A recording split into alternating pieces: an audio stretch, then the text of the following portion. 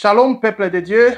Bienvenue dans Selon la Bible, qui est un moment de partage sur différents thèmes principaux de la Bible sous le périscope de la Nouvelle Alliance. Alors aujourd'hui, nous commençons avec un nouveau thème que nous avons intitulé l'Église selon la Bible. L'Église de la Bible. Nous allons essayer de parler, de partager sur la personne qui a bâti cette église, la personne qui a construit cette église. Donc nous allons parler de Jésus-Christ qui est le bâtisseur de son église. Et dans ce message, nous allons essayer de faire la différence entre les projets du temple de l'Ancien Testament, ce que Dieu a fait, ce que Dieu a voulu faire, accomplir, en commençant ces projets du tabernacle dans l'Ancienne Alliance, et les projets et l'édifice que Jésus-Christ a bâti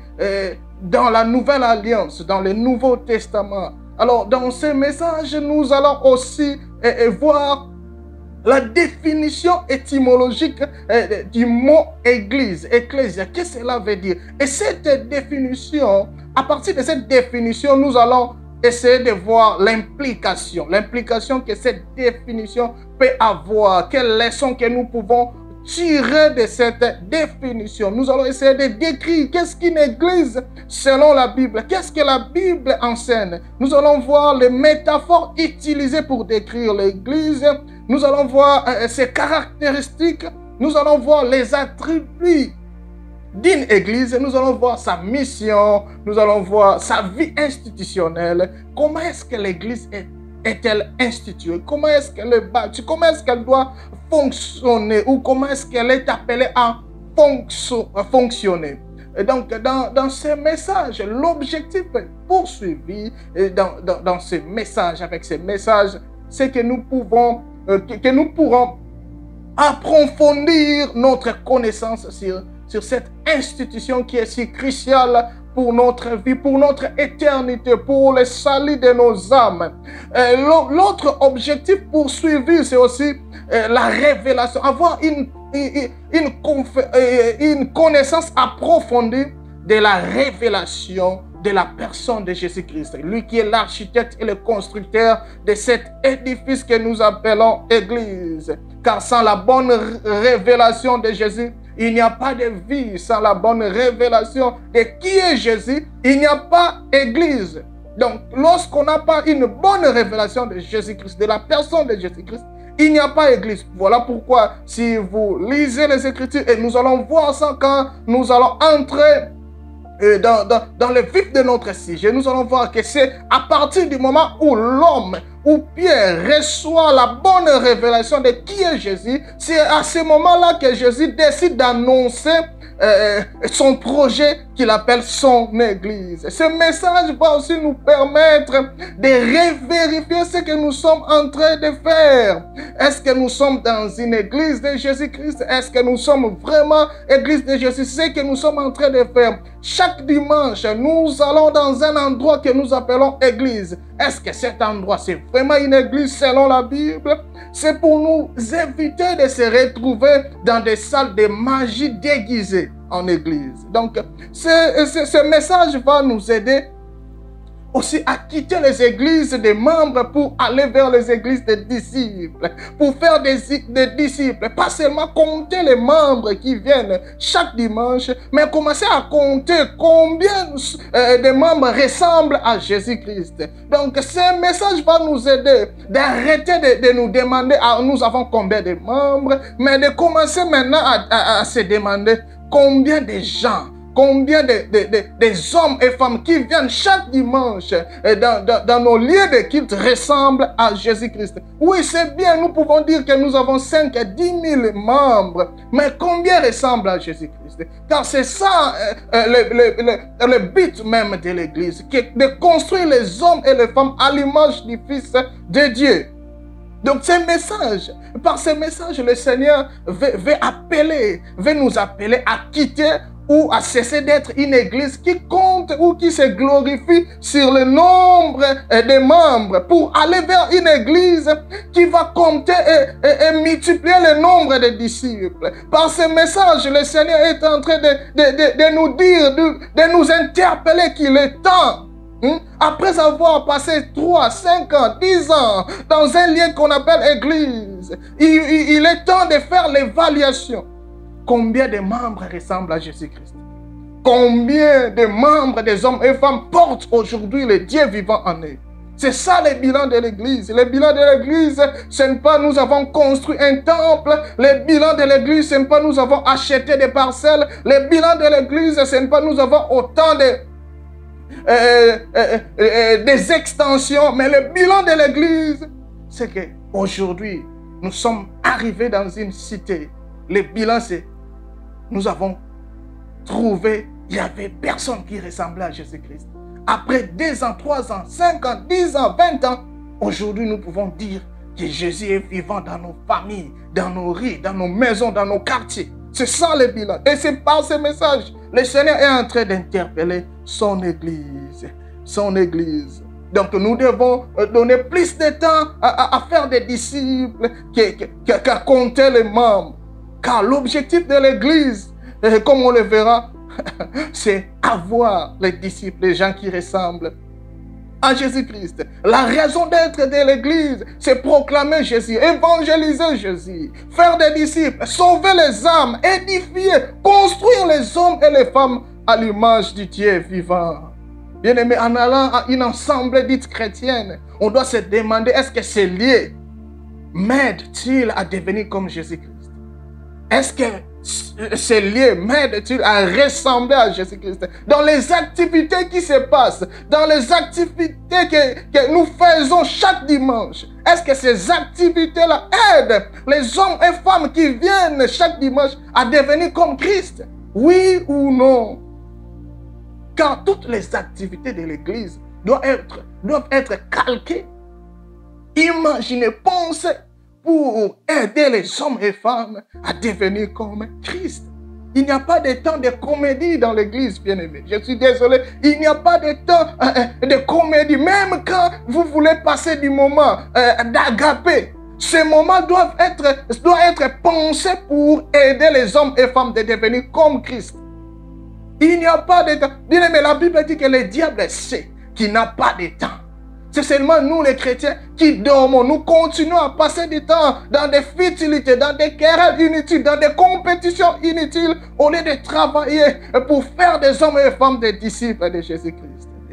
Même quand une église part dans un pique-nique, ce pique-nique-là doit être imaginé, pensé, calqué pour aider les hommes et femmes de devenir comme Christ.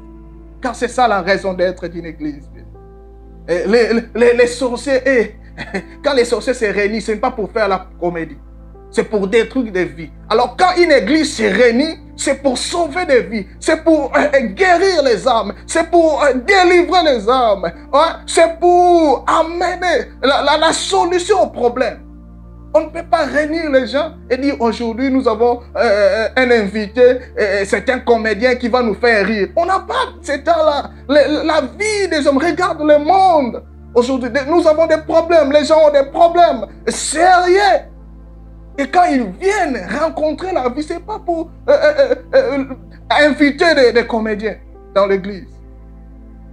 Ce n'est pas pour des futilités, ce n'est pas pour passer du temps inutile. C'est pour recevoir la vie. Il n'y a aucun comédien qui peut donner la vie. C'est seulement Jésus. Alors tous nos programmes de l'église doivent être calqués pour donner la vie. Ce message, bien-aimé, c'est pour dire à l'église, il est temps, rachetons le temps.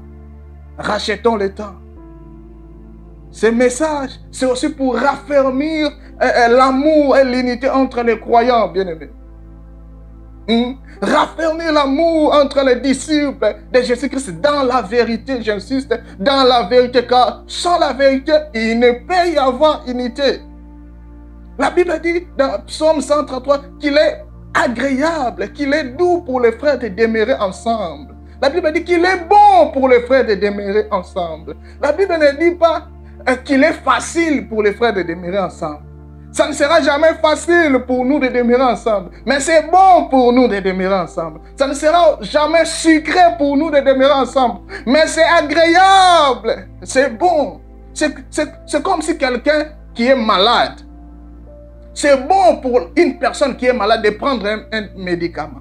C'est bien pour une personne qui est malade d'aller voir un médecin. Même si ce n'est pas sucré, même si ce n'est pas facile, mais c'est bon. C'est comme ça que la Bible dit, c'est agréable, c'est bon pour les frères. Mais la question c'est que, qui est un frère?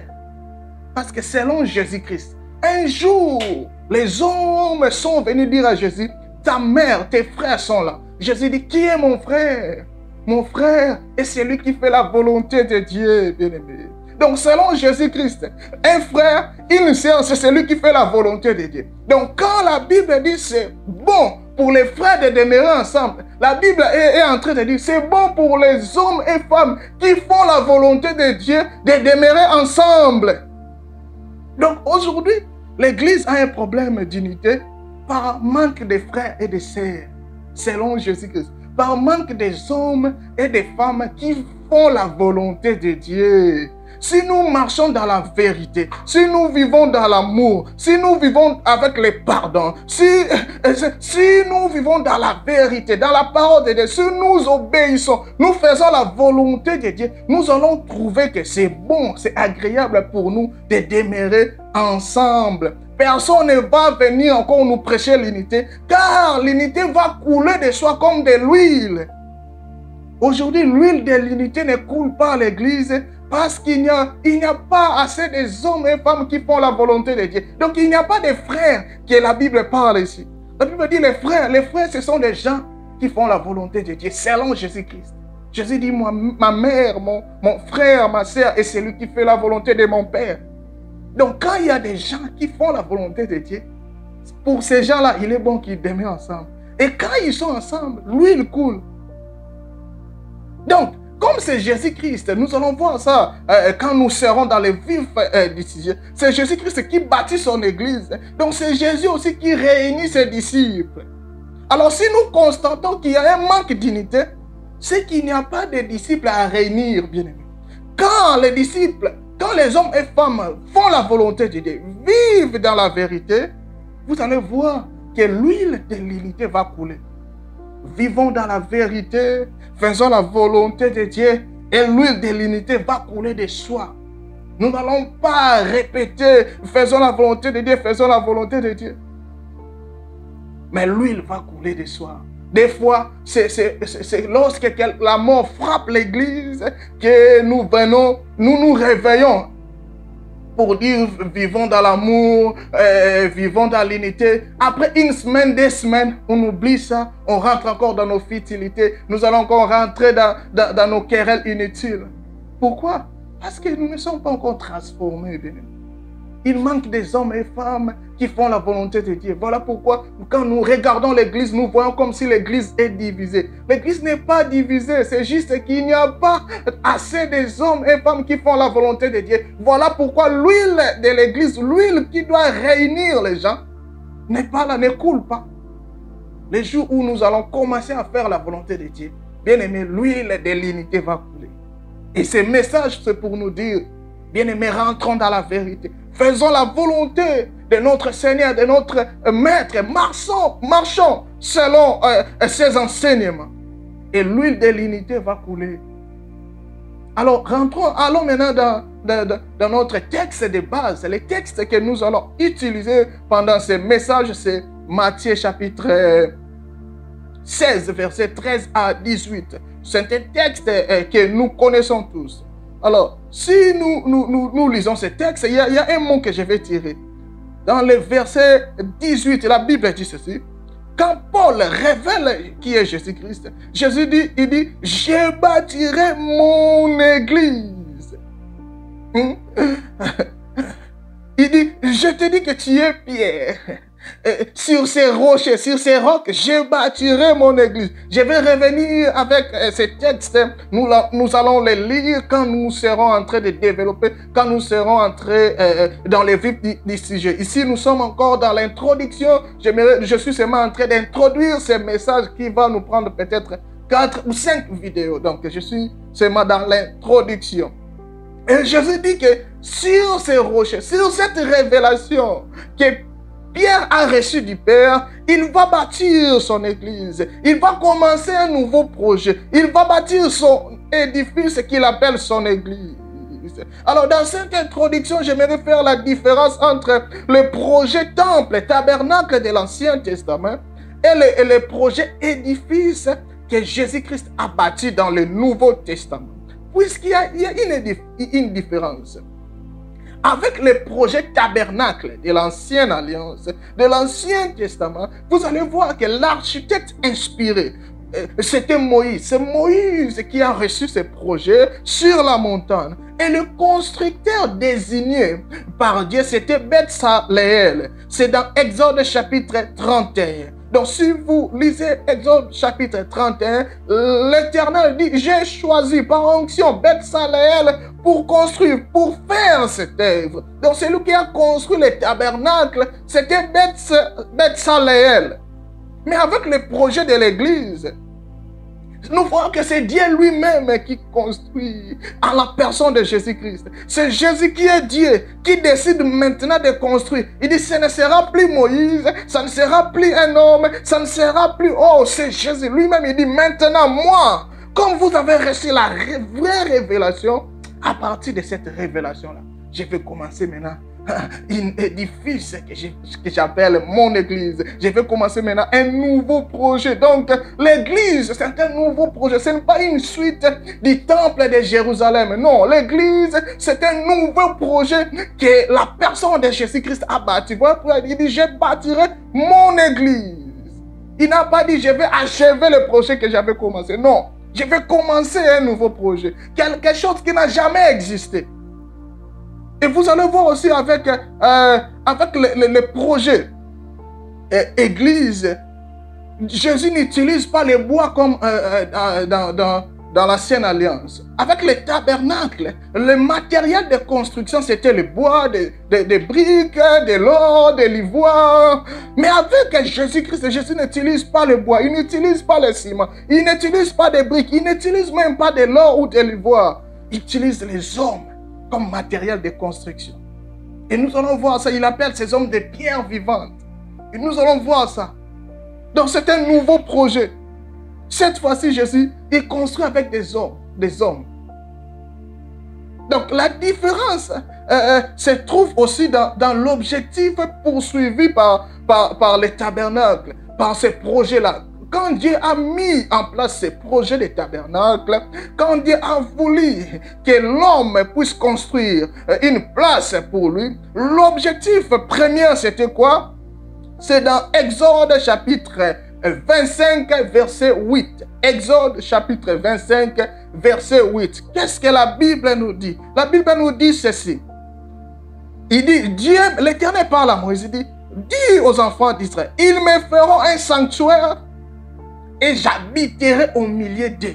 Donc l'objectif poursuivi avec le tabernacle, avec l'Ancienne Alliance, avec le projet, le temple de l'Ancien Testament, c'était que Dieu vienne habiter parmi les hommes. C'était que Dieu vienne demeurer parmi son peuple. Que la gloire de Dieu puisse résider au milieu de son peuple. Mais en réalité, le tabernacle n'a pas pu atteindre cet objectif.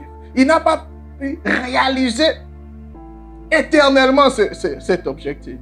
Il n'a pas pu matérialiser, concrétiser cette dimension. Parce que malgré que la gloire descendait, il y avait toujours des barrières. Il y avait toujours du voile qui séparait les hommes de Dieu. Dieu ne pouvait pas toujours habiter pleinement avec les hommes. Donc l'objectif en réalité, si nous étudions ces messages, ces textes d'Exode chapitre 25, bien, verset 8, nous allons voir que l'objectif du tabernacle, c'était de concrétiser Emmanuel. Donc l'objectif poursuivi avec les projets du tabernacle de l'Ancien Testament, c'était de matérialiser Emmanuel. Oh, la Bible dit ceci, la Bible dit que Dieu n'habite pas dans les maisons, dans les temples faits des mains d'hommes. Il ne peut pas être servi par les mains humaines. Donc ce temple n'a pas pu accomplir Emmanuel. Voilà pourquoi Dieu lui-même, qui est la parole, s'est fait chair. Et il est venu maintenant habiter avec son peuple. Donc en la personne de Jésus-Christ, c'est Jésus-Christ, en venant dans ce monde, qui a accompli, il a atteint l'objectif du projet tabernacle de l'ancienne alliance. Donc c'est Jésus-Christ qui est venu parce que l'objectif premier était que Dieu puisse habiter parmi les hommes. Mais malgré que ce temple était là, il y avait toujours des séparations, il y avait toujours les voiles qui séparaient, il y avait toujours des barrières. Et c'est en la personne de Jésus. Quand Jésus-Christ vient, c'est là que nous voyons Emmanuel concrétisé, Emmanuel matérialisé, Emmanuel en personne. Oh, bien-aimé dans le Seigneur, l'humilité et la puissance de Moïse n'ont pas suffi pour matérialiser Emmanuel. Laisse-moi dire à quelqu'un que même Samuel, l'intégrité de Samuel dans la tente n'a pas pu atteindre cet objectif. Même le bon cœur de David, un cœur de repentance, les louanges de David, les psaumes de David, les chants de David, la harpe de David n'ont pas pu matérialiser Emmanuel. Même la sagesse de Salomon, bien aimé. Les richesses de Salomon n'ont pas pu concrétiser Emmanuel. Dieu avait toujours ce souci-là de venir habiter parmi son peuple, de venir vivre, de venir demeurer avec son peuple. Et il a fallu que Jésus-Christ, la Bible dit personne n'était digne. Et Jésus a dit, Père, envoie-moi. Jésus, la parole, lui qui était Dieu, il s'est fait chair. Emmanuel, Dieu parmi nous, il est venu. Et c'est en la personne de Jésus que nous voyons la concrétisation de la dimension Emmanuel de Dieu. Lui qui est l'image visible du Dieu invisible. C'est Dieu qu'on ne pouvait voir. Aujourd'hui, avec Jésus-Christ, nous pouvons voir notre Père, notre Dieu. C'est Dieu qu'on ne pouvait toucher. Oh, aujourd'hui, avec Jésus, nous voyons Dieu être touché par les hommes. Nous voyons Dieu toucher les hommes. C'était ça le souci de Dieu, de venir vivre avec sa création. Et en Jésus, nous voyons Dieu vivre avec les hommes. Dieu marchait ensemble avec les hommes. Dieu montait dans des barques, dans des pirogues avec les hommes. Oh, Dieu mangeait avec les hommes. En Jésus-Christ, Dieu faisait les pieds avec les hommes. Oh, God. En Jésus-Christ, nous voyons Dieu avoir des disciples. Chose inimaginable. Nous voyons Dieu avoir des amis. En Jésus-Christ, bien-aimé. Alors, nous ne devons pas confondre l'église avec le temple de Jérusalem. Parce que l'objectif du temple de Jérusalem a été accompli par Jésus-Christ, lui qui est Emmanuel. Dieu est parmi nous, Dieu est venu vivre avec les hommes. Donc nous voyons que l'objectif de l'édifice tabernacle a été déjà atteint. Et là, quand Jésus vient, il réalise, il accomplit cela, il annonce maintenant que je vais commencer un nouveau projet. En Jésus-Christ, l'homme pouvait vivre avec Dieu. Il n'y a plus de voiles. Il n'y a plus de barrières. En Jésus-Christ, l'homme pouvait toucher Dieu. L'homme pouvait parler avec Dieu face à face, sans tonnerre. En Jésus-Christ, bien-aimé, l'homme mangeait du pain. L'homme dormait avec Jésus-Christ. Ce projet Emmanuel dépasse les hommes. Voilà pourquoi les gens n'arrivent pas à comprendre comment Dieu pouvait venir vivre avec les hommes. Un Dieu qui plairait avec les hommes. Avec Moïse, les enfants d'Israël, quand Elohim a voulu venir, les enfants d'Israël fouillaient cette présence-là. Mais avec Jésus-Christ, les gens venaient à Jésus-Christ. Venaient vers Jésus. Avec l'édifice temple, si tu tombes malade, tu dois aller hors du camp. Mais avec la personne d'Emmanuel, si tu tombes malade, on t'amène à l'intérieur du camp. On t'amène vers lui. Oh, bien-aimé.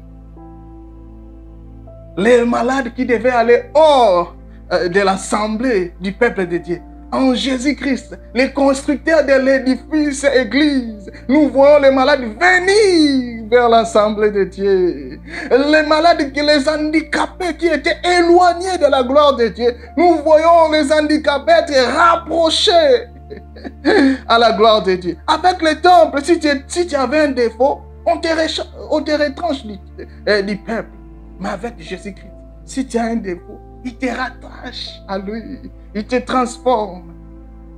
Avec le tabernacle, si tu es un pécheur, impossible de venir voir la gloire de Dieu. Impossible de t'approcher. Mais avec l'église, si tu es un pécheur, Jésus dit, viens, il te lave. Viens, il te pardonne. Tu es prostitué. Viens, et la grâce est là. Tu as fait du mal. Viens, viens à Jésus-Christ. Il te transforme. Il te lave par son sang. Emmanuel. Bien-aimé, avec le projet tabernacle, si on a surpris une femme en flagrant délit d'adultère, cette femme devait être lapidée hors du camp. Et les hommes ont confondu le tabernacle avec Emmanuel. Ils ont pensé à mener la femme vers la loi de Moïse. Oh, ces jours-là, ils ont rencontré l'homme de la grâce assis dans les temples. Oh, les vrais temples de la grâce étaient là. Mais au lieu de lapider cette femme a été sauvée. Cette femme a été pardonnée. Cette femme a vécu la bonté de Dieu. Il a vécu l'amour du Père. Bien-aimé dans le Seigneur.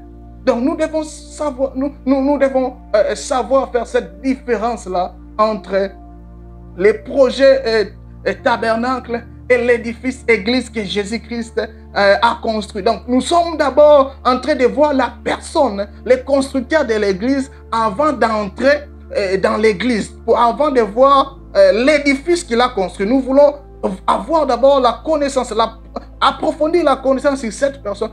Cela va nous aider à comprendre la chose que cette personne a construite.